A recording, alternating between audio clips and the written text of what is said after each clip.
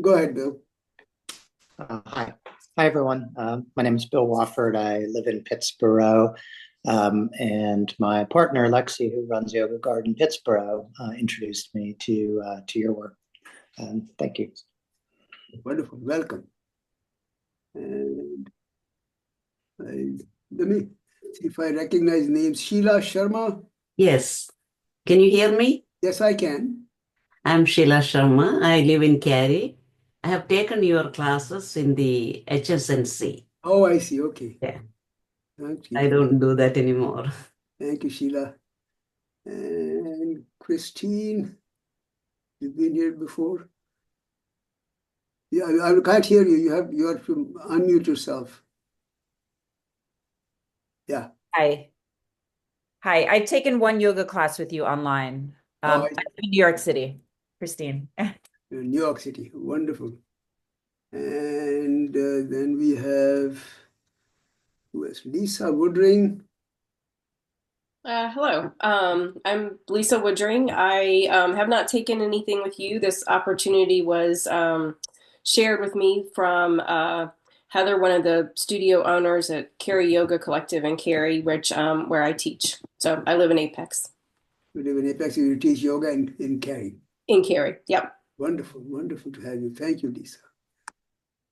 Who else? Mark. This is the first class with you. I'm on your email distribution list. I live in Georgia.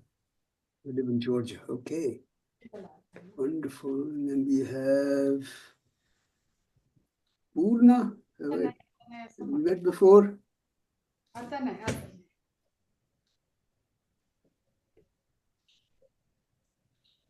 Hi. Yes, I am Purna. I live in Durham. I've taken your classes, and my son Rohan also have taken your classes. So we you look familiar, but it's been a while, looks like. Yeah, it is. It has been a while, yes. Okay. And I see this name Priya. Hi, so this is Dhananjay Gawande. Okay. I've taken one of your class, and so I wanted to really, I want to take your yoga classes, but still the timing was early 6 o'clock. I was looking forward for that 21 days class, but I could not join. Well, that's okay. Next time, maybe. Yes. Thank you, Dhananjay. And then Valerie, you've been here before? Yeah, of course, yes. Recently, yep, very nice.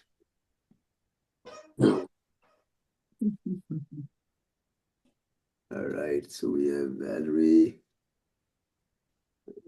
Suma Rao. It's Samaya, Sabash. Okay. Samaya.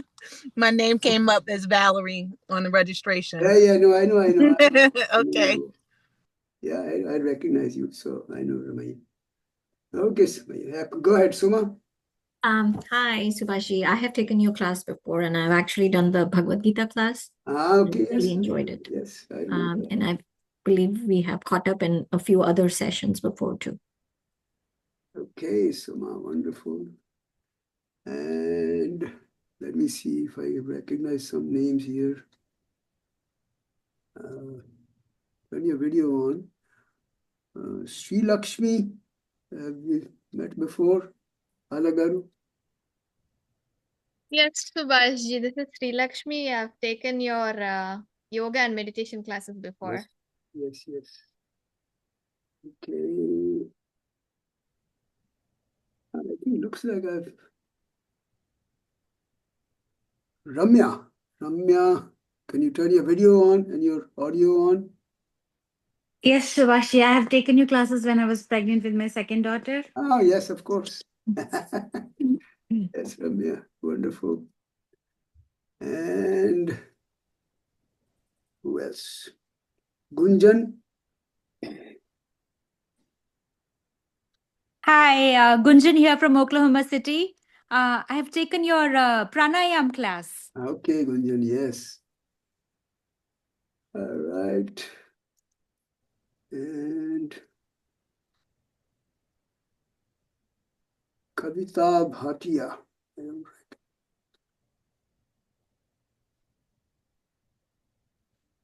Good morning, Subhashji.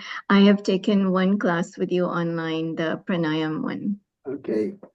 Thank Wonderful. you. Looks like we've had some connection, but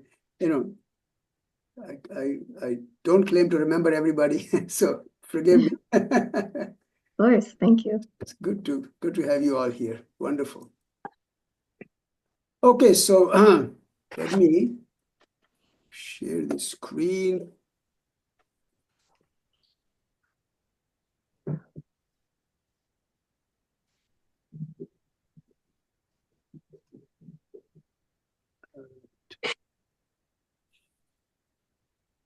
Okay, so these are the slides I'm going to go through, and I hope everyone can see the slides. Is that okay, everyone?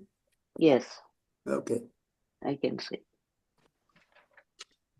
let's see if there's a bigger view of this. I can keep this. I think this is big enough. You can all read this, right? I can read. Okay, Yes. good. So, so this is kind of the outline of this session. I'm going to talk about the general characteristics of the language, then introduce you to the Sanskrit alphabet, and then how the Sanskrit sounds are produced, and then a very important, part of the Sanskrit learning is to learn how to write Sanskrit so we can read it in Roman script, which is used by using the transliteration scheme, diacritical marks. And I've labeled it as Sanskrit for yoga or for yogis. So we'll learn how to pronounce some of the most common yoga terms, most asana names, pranayama names, and all that stuff. Okay.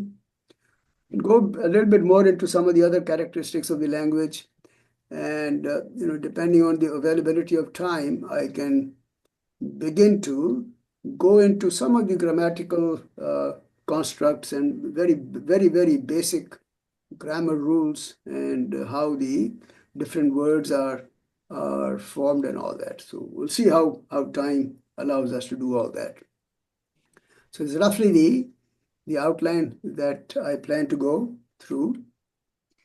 And so just talking about the general characteristics, it's one of the, as we know, it's probably the most ancient, or at least one of the most ancient classical languages. The word Sanskrit actually is a composite of two words. The main word is krita, and then there is a prefix which is sam. So krita with a prefix sam becomes Samskrita. Now, what it means is, krita means something that has been done. Krita means done, or that has been done. That's something that has been accomplished, something that's been done. The prefix sam has multiple meanings depending on the context in which it is used.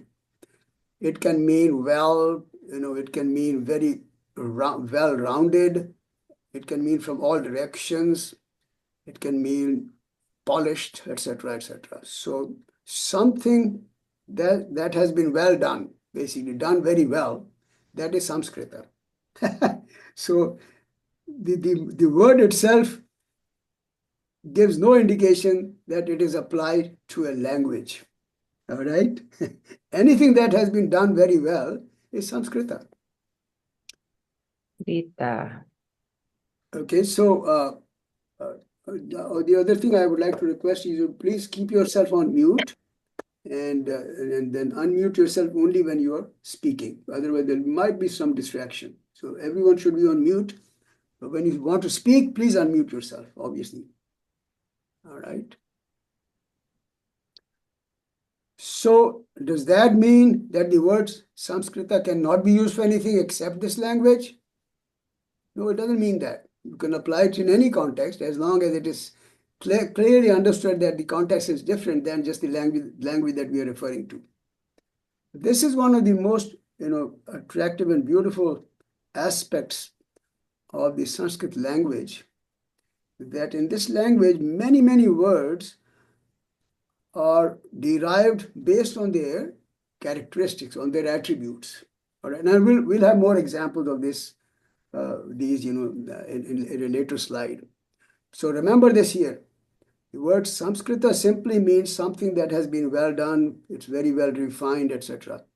And most commonly, obviously, when you don't give any other context, it is used to represent this language, okay? But it can be used in any other context also, as long as you know what the context is. So if I say my job has been well done, I can say Karyam Samskrita. That means my job has been well done. So things like that. Now, why is it important for us to learn Sanskrit?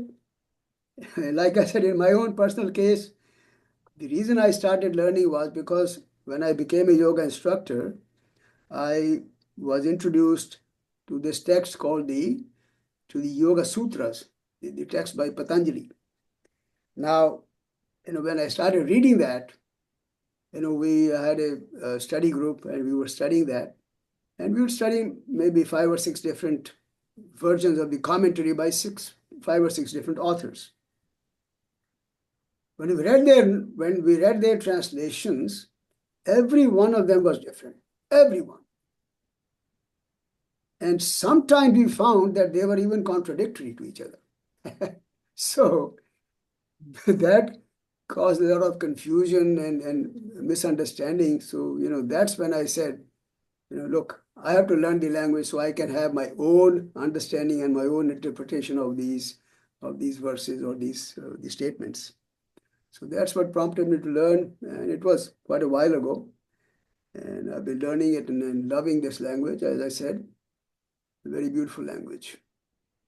So all ancient sacred scriptures, including those related to yoga, they're all in Sanskrit. Everything is in Sanskrit, basically from the ancient times, from the Vedas, Upanishads, and all that. And I have another slide where I'll be talking about a little more of the details of what literature is available in Sanskrit. Okay. And then if you look at the modern Indian languages, you will see that most Indian languages have a fairly large subset of their words which are derived from Sanskrit, right? And in this group, I'm assuming there are people from different parts of India, and I'm sure you can recognize it. Is there anybody who thinks there is, in their language, there is no Sanskrit words at all from India? Anyone?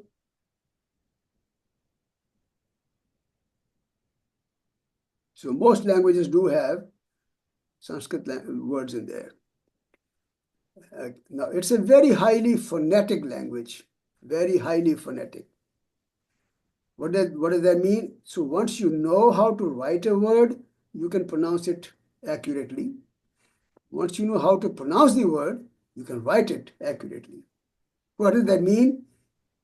It would be absurd to have spelling bee in Sanskrit. Subhashji?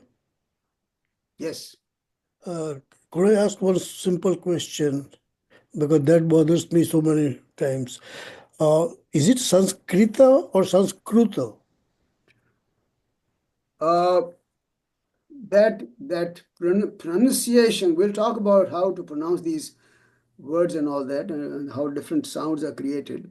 Now, in India, there is a large, well, not large, there is some variation from region to region on how these sounds are pronounced. Okay, so for example, the word that you use, krita or kruta, right? The actual sound is krita in Sanskrit. But in the western part of India, for example, in the states of Maharashtra and Gujarat, and they are generally pronounced as kruta. Okay, so you will see all the people from Gujarat and Maharashtra, they always say kruta. Okay, is it wrong? Maybe not wrong in your regional language. That's how you do it. But to see the actual pronunciation of the letter, which is the ri, and we'll come to that alphabet. The alphabet letter is ri, whereas in Gujarat and Maharashtra it is pronounced as ru. Perfectly okay, is all right. Yep. Okay, so there's a ri, and then add the ka is added to it, so become kri, so it is krita. All right. Yep. But in the regional languages, it can be very different. That's fine. Thank you. Thank you. So, like I said, it will be absurd to have spelling bee in Sanskrit. There's no way you can have spelling bee. So unlike English, there are no rules how to pronounce these words. Okay, everything goes. Right. So let's move on here. Now, Sanskrit grammar is highly structured, very, very logical, very systematic. And then, of course, it goes into details of how to derive some of the words like the verbs, nouns, adjectives, and all their derivation, how they are produced, how they are written, and all that is very beautifully presented in the grammatical rules of the language. In fact, they say, and they have done fair amount of research is going on, and some of you might probably be more familiar than I am, because most of you are programmers, or some of you are programmers, I would assume. I have heard that there have been efforts to actually use Sanskrit as a programming language. Does anybody know anything about that? We just heard about it a couple of times, Subhashi, but there is no practical evidence actually. If you ask, they say NASA tried to use it. That's a kind of WhatsApp rumor, but I wish it can be used. Okay. I've heard that because of the very beautiful structure it has, very systematic and very logical structure, it is possible that it can be used for programming in the computers. Okay. Now the grammar is based on Panini. That's the name of the author, Panini, ancient times, more than 2,000 years old, I think. And that was the name of the grammarian called Panini, and his text is called Ashtadhyayi. What does that mean? Ashta means 8. Ashta. And Adhyaya means a chapter. So something that has 8 chapters. Okay. Again, the same concept, like Samskrita, right? Something that has been done very well. Okay. Now, that word is only predominantly referred to the language Sanskrit. Similarly, Ashtadhyayi, 8 chapters, something that has 8 chapters. Now, there will be millions of books that have 8 chapters. Can each of them be called Ashtadhyayi? Of course, they can be called Ashtadhyayi. But given in the context, if it is referring to Sanskrit, Ashtadhyayi means the grammatical, the grammatical text that was presented by Panini. Okay, so like I said, Sanskrit is full of these words. Okay, and I'll give you more examples of this. It's a very beautiful aspect of the Sanskrit language. So Ashtadhyayi means something that has 8 chapters, and it refers to the grammar by Panini. And then these texts, for example, most of the texts in the ancient times, they were so cryptic that to understand them, somebody had to write commentaries on them. So, for example, our text Yoga Sutra, it is so cryptic, so brief, that without a commentary, it's impossible to understand it. Impossible. You have no idea what Patanjali might have meant or what he had in mind when he wrote all that. Now, why did these texts have to be so cryptic? Simple, because they had to be memorized. There were no printing presses in those days. There was nothing to write on, and there was no paper, pencil, or anything like that. And there were some people, they used to write on tree leaves and other some forms of kind of paper that you can call it paper, but it was written on them. But they were not preservable. Okay, so most of these texts had to be memorized and then had to be transmitted orally from one teacher to the student, one student to the other student, etc. So Subhashi, these texts were very, very cryptic. Okay. Subhashi, yes. Is it fair to say that in today's environment, everybody do the flashcard. The flashcard is nothing but kind of memorization, and they kind of do the description based on that. So Yes. that's how the texts were written. That's something like that. Yes, very true. Yep. Okay. So the commentary that's most popular on the Ashtadhyayi from the ancient times is written by Patanjali, and it's called Mahabhashya.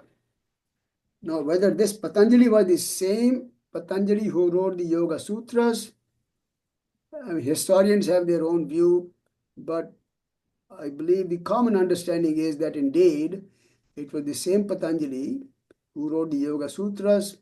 He gave us this Mahabhashya on the text of Panini, and he also is credited with another beautiful commentary on the Ayurveda, the science of medicine in Ayurveda. Okay, so he's given credit for three things: Ayurveda, yoga, and Mahabhashya of the grammar, commentary on the grammar. Another attribute of this language is that, for the most part, there are some exceptions, the sequence of words in a sentence is immaterial. You can put the words in any sequence and you will still have the meaning the same meaning. So, for example, the Sanskrit equivalent of you read the book, all right? If there is an English sentence, you read the book. But if it was to be written in Sanskrit, you can read it, book, you, thee, read. If you write it this way, you will still understand it exactly. And it will be perfectly accurate to do that. Okay? And that's what gives it one of the most beautiful ways to write poetry, because now in poetry you can put the words in any different order and make you meet all the rules of your meter that you're using for the poetry and make it beautiful sounding and still exactly the same meaning, no problem. So that's why the literature in Sanskrit is so beautiful and rich, because of these characteristics. Okay? And then I mentioned that learning Sanskrit can become addictive. This is from my own personal experience. I have been addicted to learning this for a very long time. Okay. Sabash, I Yes. just want to get clarity. So on the last portion where you said no matter you read the book or book you read, so are you stating that no matter how you write the words in Sanskrit, as long as they are the same words, it still provides the same meaning? The words have to be the same, but we're talking about the order in which the words are written. Order. Okay. The All words right. have to be the same. The words are the same. It's the order in which you write these words. Okay. And the order doesn't matter in most cases. So if the pronunciation is different, the whole meaning changes, correct? Say that again? If the pronunciation of any of the words is different, then the whole meaning changes, correct? No, pronunciation is what you read. We're talking of written words here. Okay. Okay. Of course, you can speak also the same way, but most people don't speak that way. Okay. Most people have it's called anvaya. There is a certain way you speak, but when you write, you can intermix the words in different ways. When you're talking of pronunciation, you're just reading the word. That's different. Okay. Okay. Thank you. Yeah. Unless you mean. Subhaji, Yes. one curious question. So, being my mother tongue Telugu, when I was learning English, I was told Rama killed Ravana. If you change the words, different meaning, right? So I was just trying to put an example here. What if I write that in Sanskrit? And as you said, if I change the words, does it give a different meaning? I hope not, but I just want to hear from you. No, it won't. It won't make a difference. No. Won't change the meaning. Okay, but yeah, if you write in English, if you change the words. Rama killed Ravana, okay? Okay. But if I put Ravana in the front, it's a different meaning, right? Ravana and Rama. That's what I mean to say. You cannot interchange the word there. It won't change the meaning at all. No. Oh, okay. Got it. Thank you. Yeah.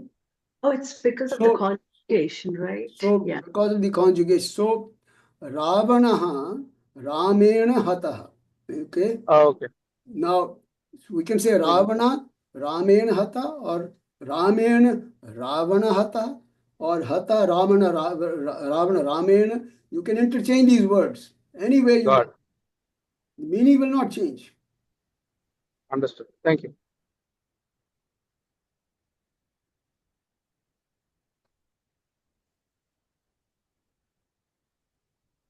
Okay, so learning Sanskrit can become addictive.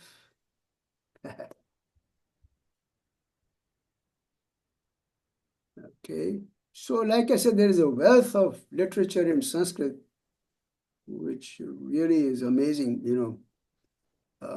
All the scriptures in the ancient times, like the Vedas. Does everyone know what I'm talking about when I say the word Veda? Who does not know the word Veda at all? Had never heard the word Veda. Speak up.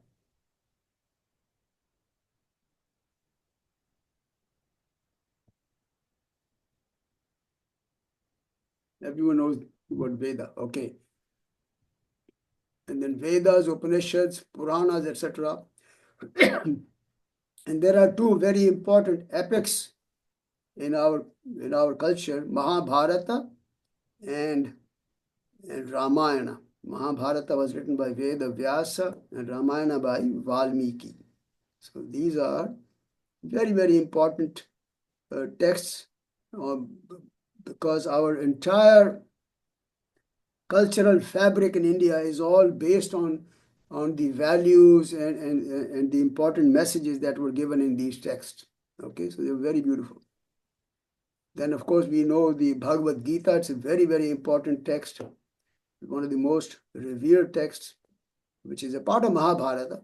Okay, so this is all written in Sanskrit. And all the texts related to Yoga Sutras by Patanjali, Hatha Yoga, Gherand Samhita, Sankhya Karika, and all the Sanskrit, all the literature on yoga, and multiple Upanishads on yoga, everything was written in Sanskrit. Remember, I already mentioned the word Ashtadhyayi by Pani, the most authoritative work on Sanskrit grammar. And there are so many very, very well-known authors who have written all kinds of literature, from drama to essays and all kinds of other famous works. Authors like Kalidasa, Bhasa, Shudraka, Harsha, and they're very, very well-known, and their works are absolutely amazing. Okay? And then, of course, we are also familiar with the 6 systems of Hindu philosophy, because yoga is one of them. Okay, so there's systems like Nyaya, Vaisheshika, Yoga, Sankhya, Mimamsa, and Vedanta. They're all in Sanskrit. And then there are other, which I didn't mention here, things like Ayurveda. I think most of you have heard the term Ayurveda, which is the science of medicine in the ancient time. That's also in Sanskrit. And there are works on mathematics, there are works on architecture, astronomy, astrology, all kinds of stuff, which is amazing. Okay. And then, of course, more recently, philosophical works by Adi Shankaracharya, etc. All the Vedanta philosophy, all the yoga philosophy, all the 6 systems of philosophy here. They're all in Sanskrit. Okay. This is just, I picked up from the web somewhere, there's a quote by some Karl Friedrich Schlegel, and he's supposed to be an 18th century German philosopher. It's a very strange words here. Strange in the sense that I don't even know the meaning of some of the words. But the quote is, the Sanskrit language combines these various qualities possessed separately by other languages or other tongues. It's a Grecian copiousness. Grecian means from the Greek language. Deep toned Roman force, the divine afflatus, which is the inspiration, characterizing the Hebrew language, and judged by an organic standard of the principal elements of language, the Sanskrit excels in grammatical structure, and is indeed the most perfectly developed of all idioms, not excepting Greek and Latin.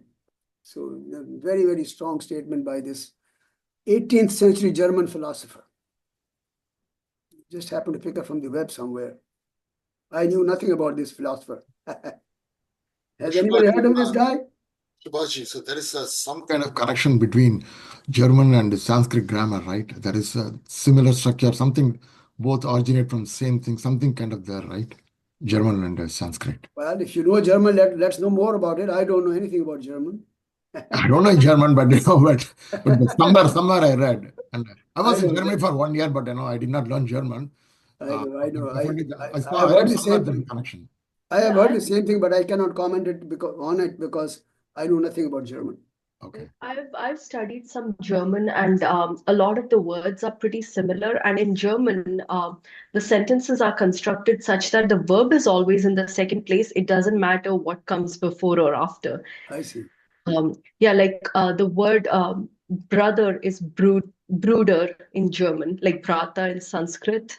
Mother is Mutter. They're all pretty similar, lots of words. That's right. Yeah. Good. Subhashi, do you know what year the text was written by Panini on the grammar? I believe it's about roughly 2,000 years old, a little over 2,000. Okay, thank you. Okay. Again, like we mentioned, I'm going to mention it again. Pronunciation is extremely important in Sanskrit. So the word, we want to pronounce it as Panini. Okay, and I'll talk about that. Not Panini, Panini. Sorry about that. No. Please don't apologize. Everyone has limitations in understanding and learning these words. But I just want to emphasize that I'm going to talk more about this. This course is almost entirely about pronunciation. Okay, so I'm going to talk much more about that. Okay, so pronunciation is very important in Sanskrit. All right. So now let's move on to the alphabet of Sanskrit. All right. Now, how many of you have absolutely no idea of the Sanskrit alphabet? Anybody? Are there more? I don't know. Samaya, okay. I don't know any of the Sanskrit. Okay, so many of you, in fact, who do not know the Sanskrit alphabet. Now, at the outset, I have to acknowledge that learning the Sanskrit alphabet becomes almost a prerequisite to learning the language. Okay, so if you want to make further progress in learning Sanskrit, my strong recommendation is to allocate some resources to learning the language alphabet. Okay? Because when you start learning it, then reading texts becomes impossible. Well, I should not use the word impossible. Nothing is impossible, right? You can always make do with other means, but it will not be very convenient or efficient in learning the language unless you have a good understanding of the alphabet. All right? So we're not going to become expert after this class, but I hope I'm going to give you some indication of what the letters are like, okay, and then what they sound like. So first thing we have to know is that the Sanskrit alphabet, actually, maybe I should give you an idea. I should read this one first. The alphabet has 48 letters, and in the old Vedic Sanskrit, there were a couple more which are not used in the modern structure. So let's stay with 48. And there are 15 vowels and 33 consonants, okay?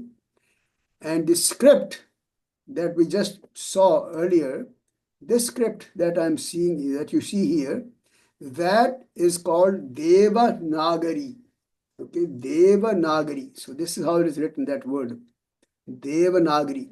Devanagari. Devanagari. That's the name of that script.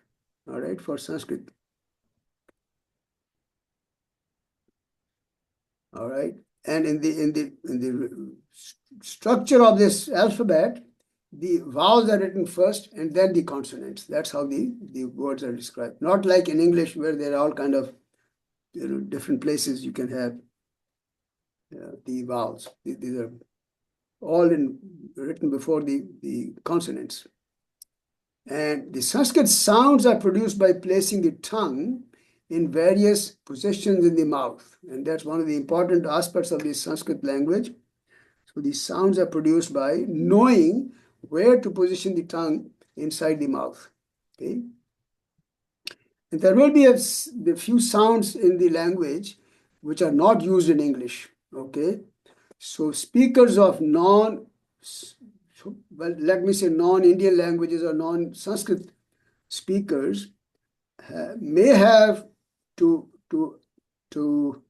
make an extra effort to understand how to make those sounds. All right, and we'll see some of those sounds. And then how do you represent these Sanskrit sounds in Roman script? Like I mentioned, there are diacritical marks that are internationally recognized, and they are used to represent Sanskrit in other languages, in the Roman script. Okay? So let's look at the alphabet now. So I'm going to first just read the alphabet, okay, as we were taught when we were in elementary school. This is very similar. This is the same alphabet that we learned. This is the same alphabet that's used in Hindi. Hindi is the language that's kind of the language that I grew up with, okay? And it's the same alphabet used in Hindi. So, I learned it as in the primary, very first grade that we were in, okay? So this is how we were told to read these letters. I'm just going to go through the whole letter sequence, and then we'll talk about how to pronounce all these separately. The letters are A, I, U, A, I, O, Au, Re, O, no, it's sorry, not O, Aha. Okay, Aha. So that's the alphabets for the vowels. And now we come to the consonants. Ka, Kha, Ga, Gha, Nga. Okay, see if you can see the subtle difference in each sound. So I'm going to repeat that again. Ka, Kha, Ga, Gha, Nga. Subhash, so on the third line there, I was assuming that those first two lines were the vowels, but the third line is vowels as well? Yes. Okay. Yeah. Okay, thank you. So then this is cha, cha, ja, jha, nya, ta, tha, da, dha, na, ta, tha, da, dha, na, pa, pa, ba, bha, ma, ya, ra, la, va, sh, sa, ha, ksha, nya. Now, you might have recognized some sounds which you probably haven't heard before. Can anybody recognize any sound that I made which you don't recognize, you're not familiar with? Subhashi, the last one, I just want to clarify, the very last alphabet, is that Gya or Nya? The second pronunciation is good. Okay, thank you. Now, again, because of the difficulty in pronouncing, many regional pronunciations are available. For example, in the northern part of India where I come from, that letter is pronounced as Gya. Gya. Okay? You're talking of this letter, right? Yes. So, for example, in Yagya. Yes. So that's the northern Indian pronunciation. Okay. But for example, in Gujarat, it will be pronounced Yagna. Okay, that's a different pronunciation. I see. And in South, they will pronounce it slightly differently. But the actual pronunciation is Nya. Thank you. I have a question. Could you please pronounce the R and R in the vowels section, the difference? So this one, there is no difference in the pronunciation of this letter and this letter. This is the short R. This is the big R. It is called the Dirgha R. But the pronunciation is still the same. So it is R, R. And this is with the L, LRI. So R, R. Okay, so this is R. All right. Yeah, thank you. Okay, now we're going to come to the pronunciation. I'm going to ask you to repeat after me. You can stay muted, all right? Stay muted. But then repeat after me each letter. A. Ah. I. E. U. U. A. I. O. Ow. And this one is where there was a confusion, or at least the question. This is the letter is pronounced as R. And in some other regional languages, it's slightly differently pronounced, especially in Maharashtra and Gujarat. They like to pronounce it as Ru. Okay? Regionally, that's fine. Everyone has their own way of pronouncing things in the region. But when you go to pronouncing it in Sanskrit, it's Ri. Same pronunciation here is Ri. And then Ri, L-R-I, Ri. L-R-I, Ri. It's not easy to pronounce, but that's how it is, Ri. And this is simply Ang, Aha. Okay.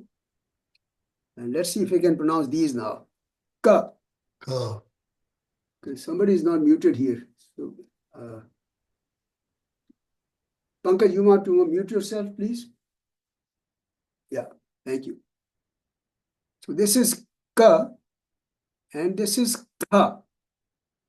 Now this is where I mentioned that people who are not native to India or they're not familiar with this Sanskrit language, these sounds, which are called aspirated sounds, they are not easy to come by, okay?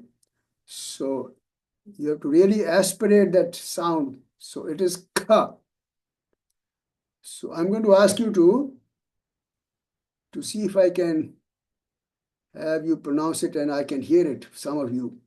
So Ka, Ka, Ga, Ga, Na. All right. I'm going to stop the share for a moment.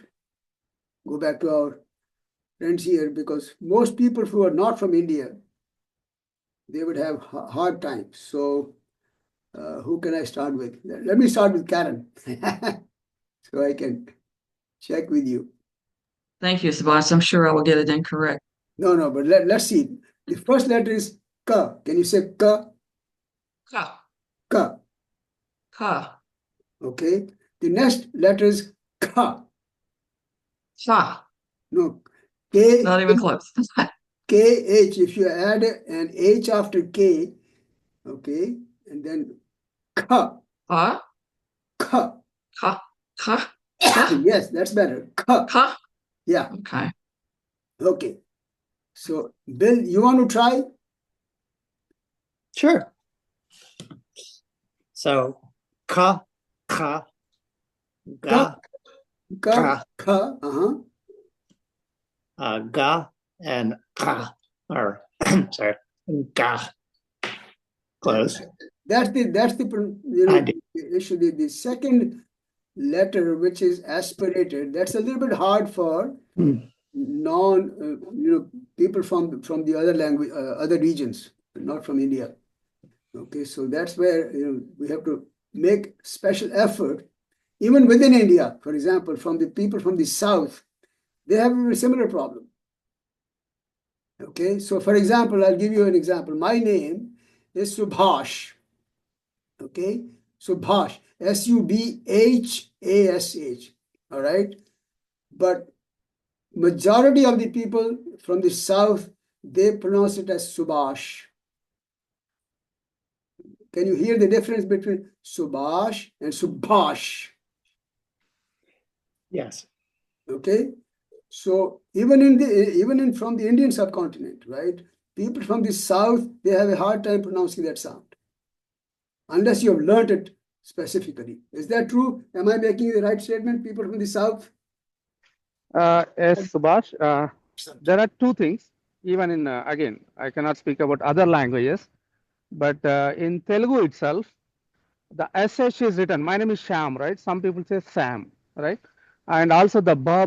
We have three bas. Yes, but what you said is absolutely correct. Okay. Yes, yes. So now I Yeah. heard you say Subhash. Can you say my name correctly now? Subhash. No, that's not correct. That's what I'm saying. You're saying Subhash. Subhash. It is Subhash. Bhash. Subhash. Yeah. More stress on the second ba. Yeah, of course. Got it. No, you Yeah. got it. You got it theoretically. Practically, you're not saying it right. Subhash. No. Okay, so you have to work on it. Hard then. I'll practice. Thank you. Subhash, this is Shankar. So I'm from Chennai originally. So Bhash. in Tamil script, there's no 4 different So ghas. Tamil is only one sound. That's okay. Only one. So depending upon if you knew about it, for example, Billa, right? Billa is the name of the movie. Just I'm throwing an example. If you write in Tamil, you have to pronounce as Pilla. Yeah. So if you don't know, you cannot pronounce correctly. So Tamil is different. Don't it's very different. So yeah. So these sounds, if you want to learn the language Sanskrit, you absolutely have to make a lot of effort to learn these sounds. Otherwise, you will not learn to pronounce the sounds correctly. All right. So let me go through this again, sounds, and you can mute yourself and trying to repeat. Ka, kha, ga, gha, na. Okay. And I heard Bill saying them fairly accurately. So probably you've either practiced them before or heard them before. You have. You made an effort because you're pretty accurate there. Cha. Cha. This is a tough one. Cha. Subhash. Cha. Subhash, you may want to share the screen. Oh, I'm sorry. Yes. I unshared it and then. Okay. So cha, cha, ja, ja, ja, ja. So the difference is J-A, J-H-A. Similarly here, cha with an H in between, cha. And this one is a little bit hard for a lot of people, even in India, to pronounce. It's nya, nya, nya. A little hard, okay? Now this is ta, ta, ta, like tango. Ta, da, like dull. Da, there's no equivalent of da in English. Okay? And this is, again, a difficult sound for most people. It's na, na. Okay? Ta, this is ta. Again, there's no equivalent of this, pretty much no equivalent of this in English. Ta, very soft, ta. Ha, da, na. Okay? And to repeat these, pa, very soft, pa, pa. Now this pa is aspirated. A lot of air comes out when you do the pa. All these aspirated sounds with a lot of air coming out of the mouth. Forceful air. Then ba, soft ba, Bha, again, that's air coming out. Bha, forceful. This is simple ma, like in marry. Okay, oops, sorry. This is ya, ya. All right. Like Mayan culture, you can say ya, that ya. Ra, Roman, like Roman, ra. But in the Sanskrit, ra is a slightly kind of, the tongue is rolled over a little bit, so it becomes ra. Not quite clean as the English ra, but it's ra.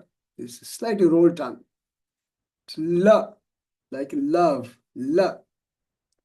This is va, like in very, va. Okay. Now, these are three letters which are somewhat similar, but you have to learn to distinguish these sounds. Now, this is the letter is sa, very similar to the English Sam or, subtle, etc. The sa. But this is sha, sha, S-H, sha. And this one goes even deeper, sha. Some of you may not even be able to hear the distinction. So this is sa, sha, sha. Now, between these two, can somebody tell me if you can hear this distinction? Sha, sha. Can you hear the sound difference? Yes. Yeah, so Yes, Subhaji. sh from the front and Yes. sh is from the back, right? Sha and sha, all the way back. All right. Then, of course, sa, ha. And they're called compound letters. Yeah. Sure. Ksha, K, Sure. K followed by this same sha. So this Yeah. K followed by this sha is written like this. It becomes Sure. ksha, ksha. Okay? And this is, again, this letter j, which is half, followed by the last letter of this alphabet, nya, of this line. J, half j, and nya. So this becomes nya. Okay, that's how it is pronounced, nya. All right. Could you please pronounce the palatal nya and the last nya, please? Because I'm still not getting the difference. Say that again. The last nya and the palatal nya. This one? Yeah, Yes. that one versus So the this last. is nya, this is nya. So you have to add that little j in front. Nya and This is just nya. okay. They will sound very similar, but this is nya, this is nya. Okay, thank you. Yeah, subtle difference. Okay. Now, like I said, these I'm just wondering, we don't have tra here. So is it not there in Sanskrit? it's there. Some people don't like to mention it, some people do, so it all depends. Oh, okay. Yeah, you're absolutely right. Tra is there. So most, in our language also, when I learned Hindi, they would make us read ksha, tra, and nya together. Okay? But tra is a combination. Just like these are compound letters. This is K, this is ka and sha, this is ja and nya, and tra is ta and ra together. Very good. Now, it is, we're doing it online, so it is not easy for me to check your pronunciation and all that. So these things are best done in person. All right, how to correct these pronunciations will be much better done in one-on-one. We can do online one-on-one, but in a large group, it is not very easy to do this. All right, but I just wanted to kind of make this understood that these are going to be a little challenging too. Okay, so I'm looking at some of the notes, the text messages here. Suresh, it says, just came across this info on Sanskrit as programming language. So there's something about here on LinkedIn. Japanese words, verb form, nouns, etc. have lots of similarity with Indian languages. I see. Okay. I'm sure Suresh knows that because he was in Japan for a long time. I know that.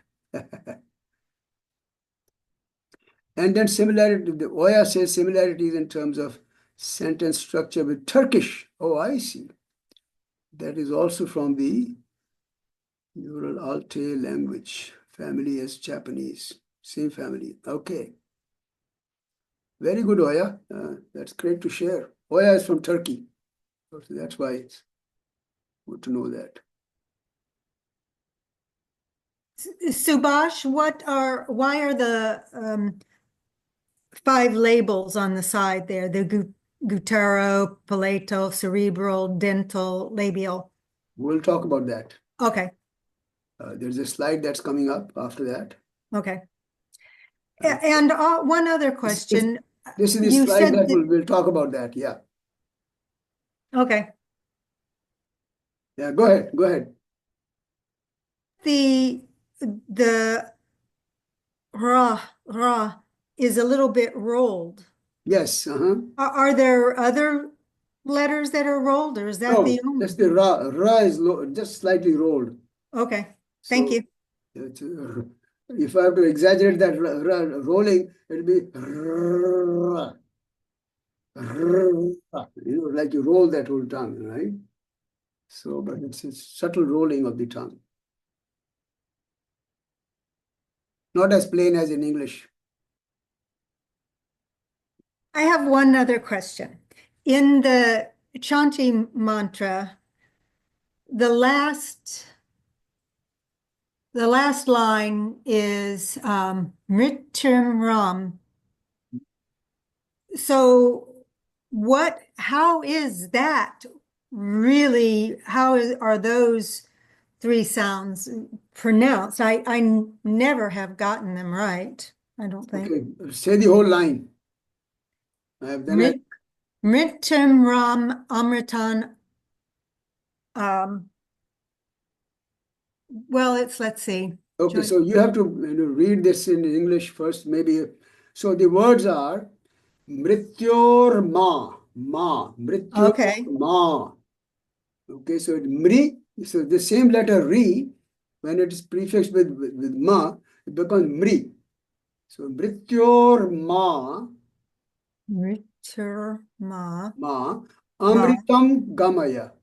Amritan. It's just those first couple ones that the first So you have to 2 sounds. You have to read the transliteration, and then from there you can start understanding how to read those. Okay. Thank you. Mrityor Ma Amritam Gamaya.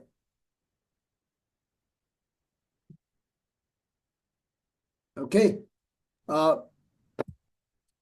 think we are out of our time. Anybody have any other questions? I have one question, Suhaji. This is Saurav. Yes, Saurav. There were Boli, every region has their own Boli as long as humans have existed. Yes. Like Avadhi, Bridge, Bhojpuri, and all those things. So, do you know, based on your research and knowledge that you have put in, that what was the need to develop this Sanskrit language whenever it was developed? Well, I cannot answer that question. I don't know the answer, to be honest. But from my understanding, Sanskrit was used as a spoken language by the elite in the old days. That was actually one of these languages spoken by the elite. When I say the elite, all the people in the people from the higher, you can say, the format of society, maybe people who were highly educated, people who were of the kingly, royal families and all that. Everyone spoke Sanskrit. And then the literature became, became a big thing. So Sanskrit was supposed to be such a beautiful structured language that, they had to learn the language. Okay.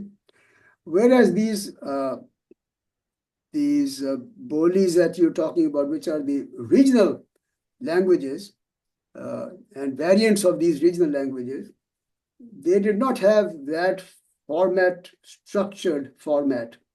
So it was not easy to write literature in those languages. Okay. So that's why I think Sanskrit became very prominent in the old days, because it was very beautifully structured, and the beauty just comes through, very beautiful. All right, thank you. Okay, so we're going to stop here, but just give you a kind of a little heads up. After these 3 sessions, I do plan on offering a 25-week program, okay, on Sanskrit. And there I will be I'll take up a set of lessons which are available on one of the websites. The name of the website is Chitrapur Math, okay? And they have some, they have these lessons available in PDF format.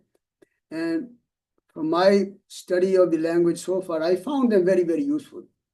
And when I was studying earlier on, I used those lessons to develop my own understanding of the language.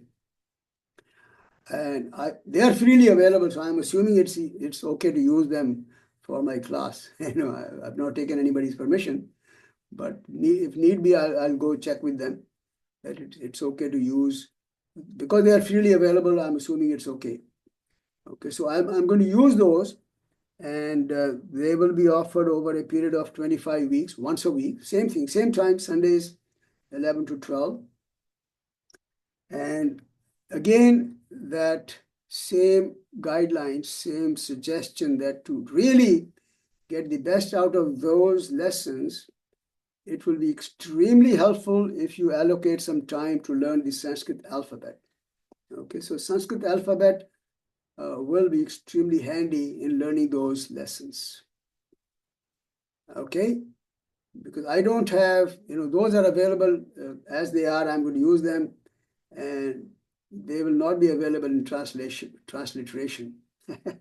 So you'll be doing well to learn the alphabet. Is that okay with everyone? Okay, now the other thing that I want to mention is that for that program, 25 weeks, what I plan to do is to actually charge a fee for that. All right.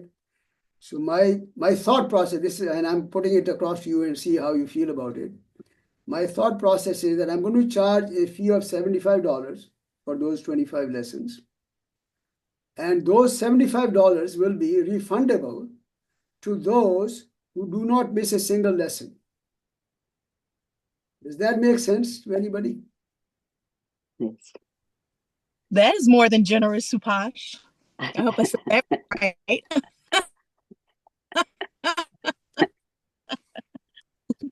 Is that okay with everyone? I mean, that's what I plan to do. But Yes. people will attend 26 classes. What's that? Subhash, people will attend 26 classes then. That's okay. I'm okay with that. I'm okay with that. That's exactly my goal, is to encourage people not to miss a more class. than you teach, 25 plus 1. So very nominal fee, I hope. It sounds nominal to me. Is that okay with you? Yes. That sounds very reasonable, Subhash. Yeah. Okay. Very. I would have Thank you. preferred I would have preferred to offer it free, but if I offer it free, nobody gets committed. Okay, they attend one class, then they give up. So I want to charge a fee, but that will be fully refundable if you attend every single session. It is more than reasonable, Subhashji. Don't worry about it. Okay. And you said it'll be at the same time on Sunday? Every Sunday, 11. Well, somebody told me that they would prefer 10:30 to 11:30. That means I might do that, 10:30 to 11:30. There were a couple of people who said 12 gets a little too late for them. Yeah, sometime earlier in the mornings would be better. No, I cannot do too early, but 10:30 is sound. 10 o'clock is fine by me also. If you wanted 10, which is better, 10:30, 10:30 or 11? 10:30. 30. 30 is okay. Good. So we'll keep it at 10:30. All right. Oh, there's somebody who says 11 is better for them. Okay, so now. Oh, so the website I mentioned is, let me just write down here, Chitrapur Mutt. Okay. You can look up online and you can go to their website, Chitrapur Mutt, and they have Sanskrit lessons. And, that's, you will have to download those lessons, and those are the lessons I'm going to use for those sessions. Okay, everyone? Yes. All right, let's do the closing. We'll do one Om and then Shanti, Shanti, Shanti. So let's close the eyes, sit up nice and tall. We'll recite Om once now. Inhale. Om.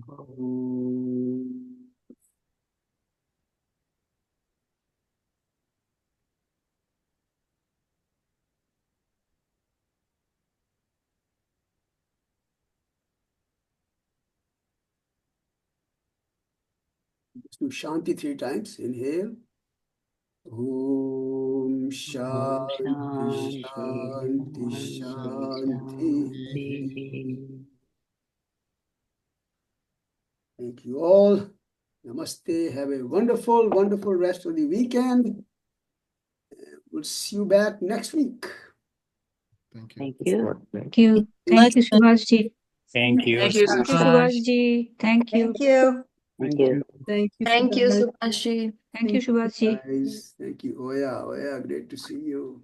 Thank For you, you. it's very basic. You know already Sanskrit, right? Oya?